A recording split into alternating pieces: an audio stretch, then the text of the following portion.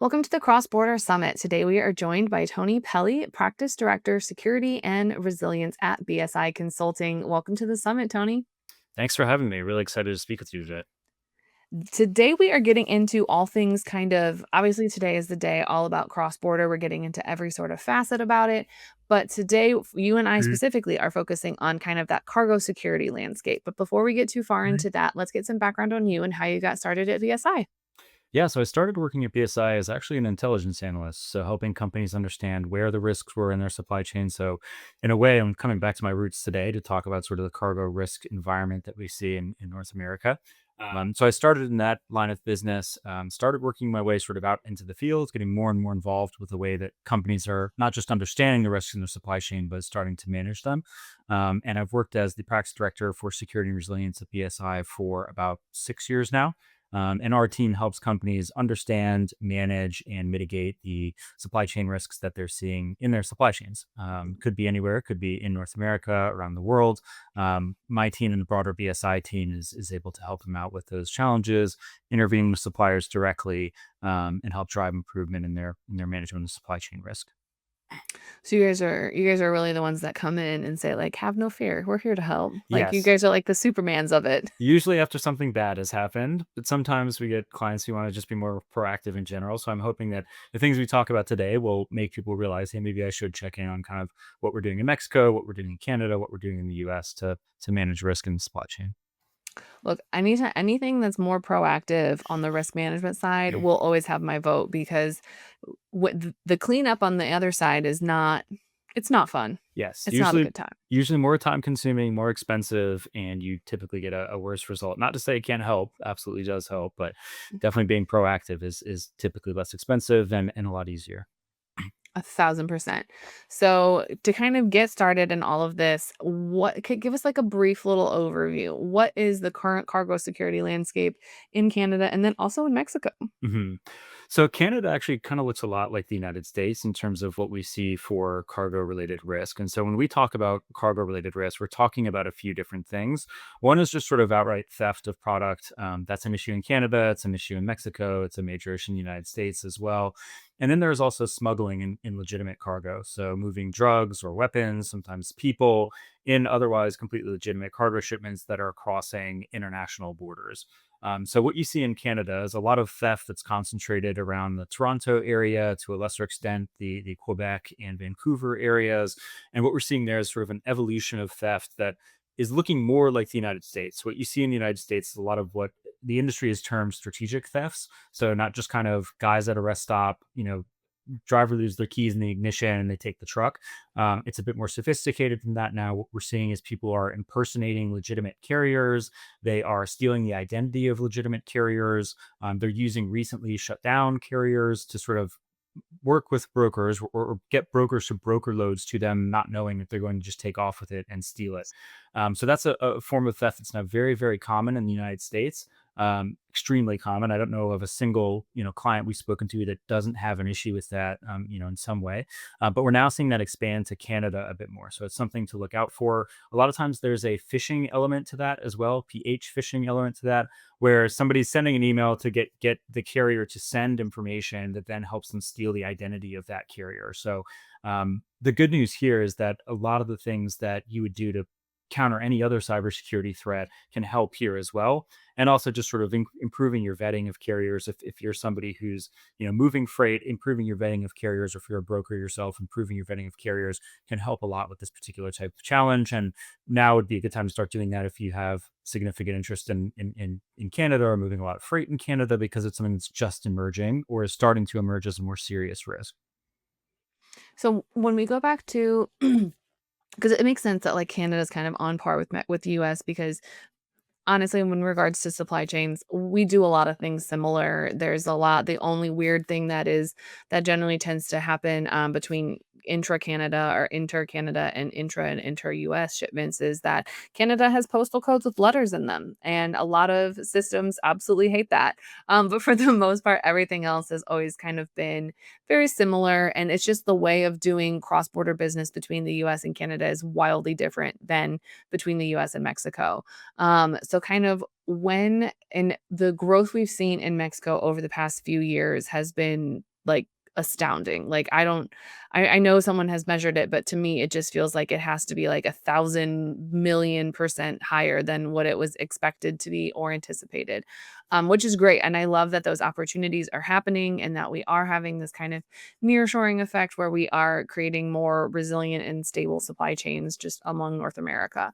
But with the trends that have happened kind of in Mexico with the nearshoring and, we have some moves to central Mexico kind of happening. We're getting away from the border. We're really kind of setting up long-term operational growth.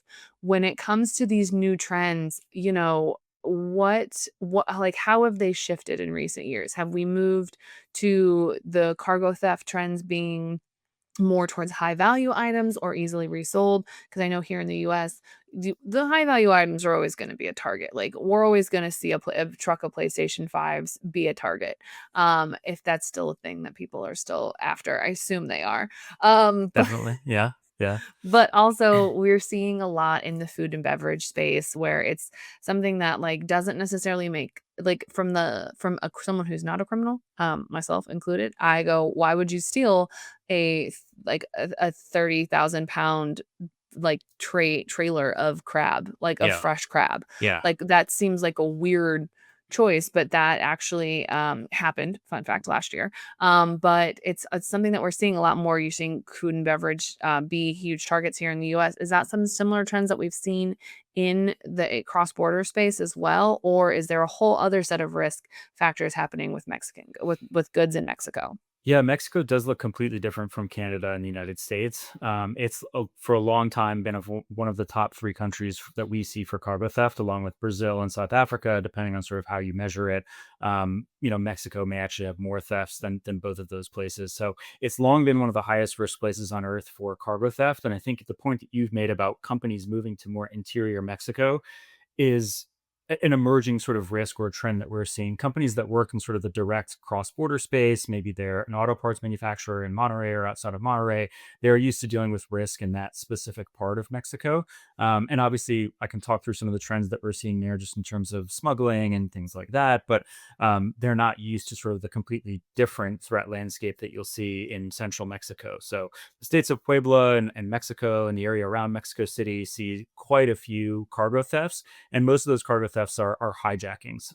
So Mexico actually accounted in our statistics for about 28% of global hijackings basically occurred in Mexico.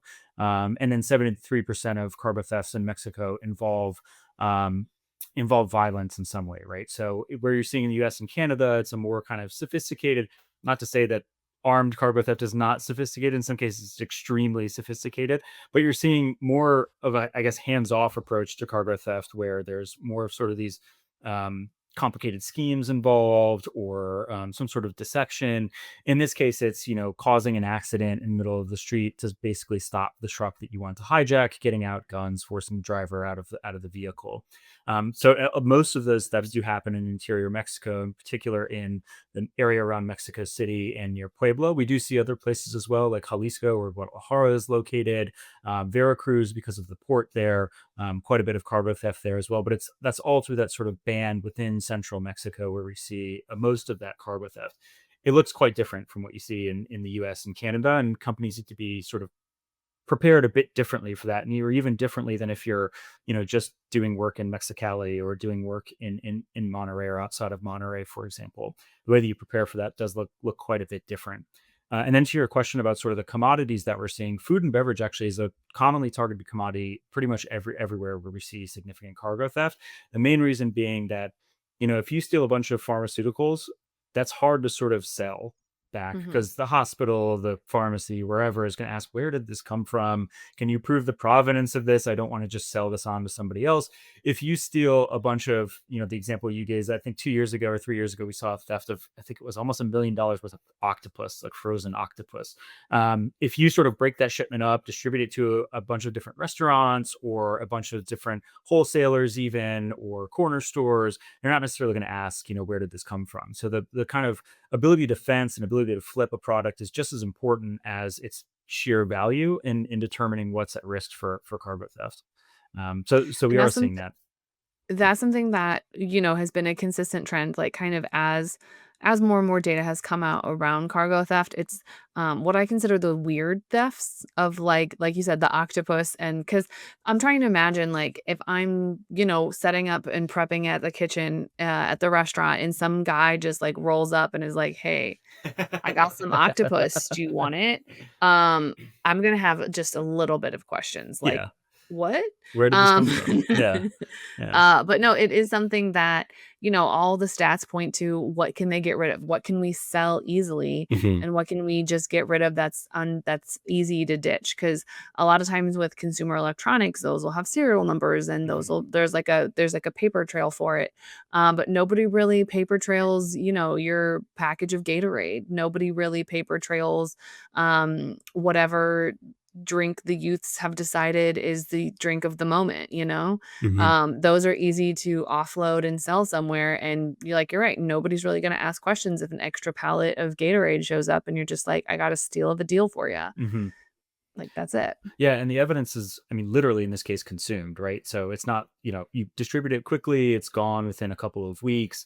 That's not to say I think that, Mexico has this really kind of interesting, not interesting, I mean, troubling split in kind of the types of cargo theft we see. So by volume, there's a lot of thefts happening in that kind of low value, easily flippable space, but with those violent and more aggressive techniques that I was talking about earlier.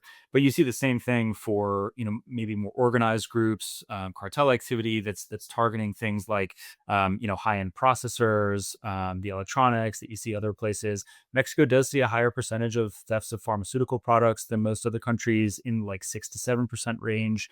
Most other countries, it only, is about 1 to 2% of total theft. So that's not to say when we talk about food and beverages most targeted, this other stuff's at risk as well, which I think makes Mexico so difficult to deal with as a country if you're looking at cargo theft and other threats to the supply chain.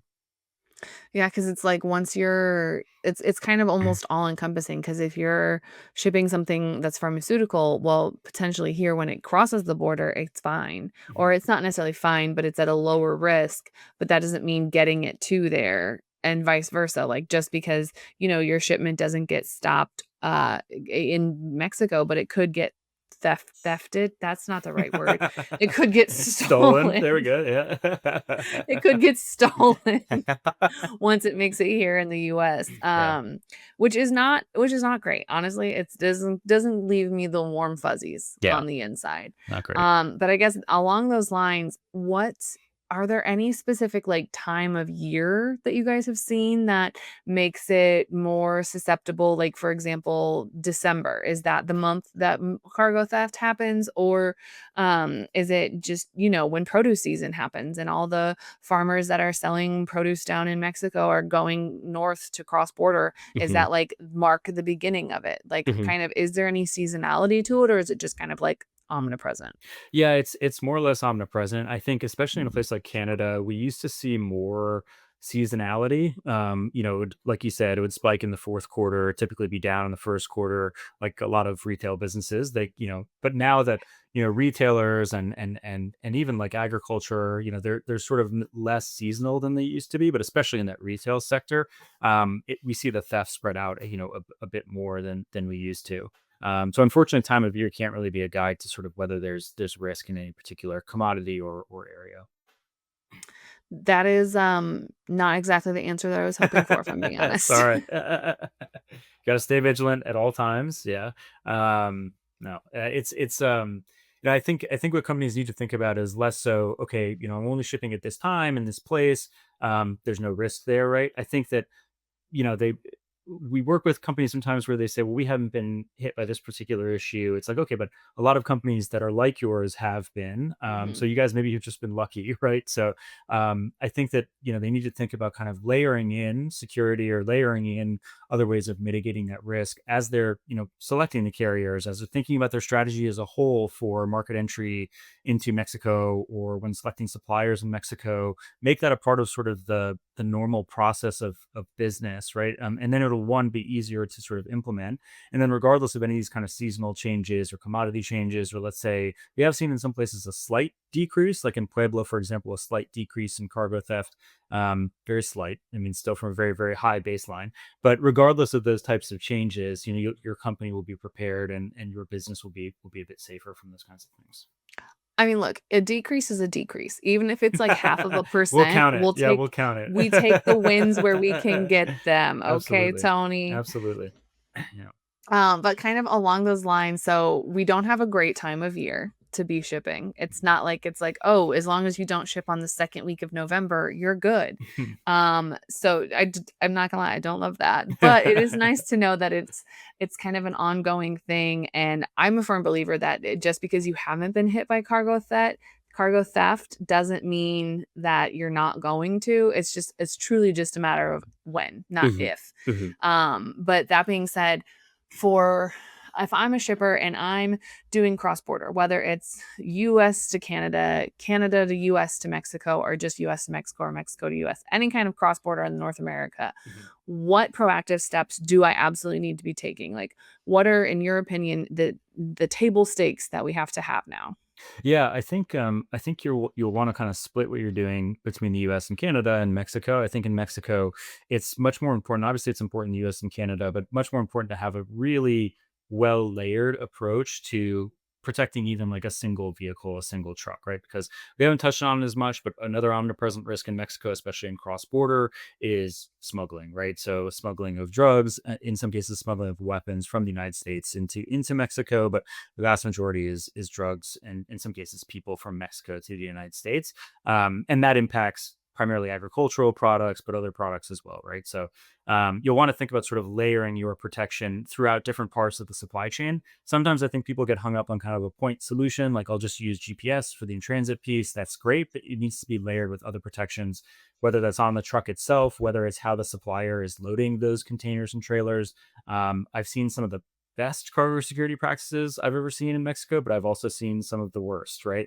Multiple checks on a single container, those kinds of things, making sure that your suppliers in Mexico, whoever's loading that trailer, are sort of taking every possible step they can to make sure that it's intact and and hasn't been tampered with before you even begin shipping, right? And then you can start layering on those other pieces, the GPS tracking, the procedures around no stops, or taking specific routes, or varying routes depending on what you feel like is the better option there. And then also making sure that even if you've got something like a GPS tracker, that you have good response protocols in place, you have good contacts with law enforcement, those types of things. So I always encourage people to not just think, oh, we have this one kind of point solution that will help us with the risk that we see in Mexico. It requires a sort of layering of both the technology, the people, and the process around all of that, to make sure that if one of them fails, you're not sort of out of luck. Think of it like kind of like Swiss cheese. If you combine enough of those slices, you'll have a pretty solid plan for security, at least in Mexico, right? So Mexico is where you need to be sort of most careful about that, even up to and including things like doors on trailers that can only be remotely opened from like a command center or something like that. Panic buttons, engine immobilizers so they can't move the truck. I mean, we see the kind of latest and greatest in cargo security is being used in Mexico. And I encourage people to sort of look into that stuff, encourage it. But remember that one thing is not going to solve your problem. Thieves, especially in Mexico, are very creative, and they're very good at sort of getting around whatever security measure is the latest and greatest. So making sure that you have several of them in place is really important. And then for the U.S. and Canada, sorry, really quick, just want to stress like the No, you're education. good. I have thought I had a sneeze. No, no worries, no worries. The education piece is really important for employees as well. So, how to know when a carrier looks suspicious, if something doesn't look quite right, and the ability to sort of report that and sort of take that up the chain is really important. Absolutely. I like that approach that you said of, like, treat it kind of like it's like a piece of Swiss cheese, because like, it's having something, like when you put a piece of Swiss cheese on a sandwich, having Swiss cheese on a sandwich tastes delicious, it's wonderful. But sometimes it's just not enough, because things get through, it's not a complete like protection package. So, Mhm. but if you stack them on top of each other, then those holes don't line up, and you might have like one teeny tiny like centimeter worth of space that something can get through, but that'll do a pretty good job at stopping everything. Because I don't know that there's a solution out there that's 100% effective, Mhm. especially with how quick the bad actors are able to develop and, kind of, become like, just say, make the latest and greatest kind of outdated very quickly. Mhm. But I will long since say that the second these bad actors and these like kind of underground organizations, the second they wanna go legit, they're gonna make a bunch of money. That's what I always say is, if they put this much thought into like an actual business, they probably have a very successful actual business. But Exactly, like, if yeah. you're this successful at being fraudulent, like, you're gonna crush it when you go legit. Yeah, absolutely. Absolutely. Yeah. With how fast you're able to move stuff through your network, come on, everybody's gonna be like, "Please take my money." Yeah. Um So anyway, that being said, we are pretty much out of time today. So if anyone has any questions or if they just want to pick your brain on if they have a good solutions in place for cargo theft for cross border, where can they find you outside the summit? Yeah, so my LinkedIn is probably a good place to find me. It's got my real name, Tony Pelli, in there with BSI. BSI's sort of homepage on security and resilience is another good place to look. Our homepage on supply chain risk management, and we're launching sort of a new methodology around managing supply chain risk that I've been talking about, sort of that layered approach, making sure that it's multifaceted and something that is continuously improved on and monitored over time, which we call mesh. So we should have shortly up a page around mesh as well. So if you're interested in any of those three areas, or just want to see more about what BSI does, we also publish intelligence and cargo theft threat reports. I would go to the website, and then you can contact me through my LinkedIn as well. And I can direct you to the right place. You guys really have like all the solutions out there. You're just like, like you're just like, yeah, we've got answers. Come find them. Of course. I Yeah. absolutely love that. Yeah. Of course. Thank you so much for joining us. Stay tuned for the rest of the summit. We have some amazing content coming your way.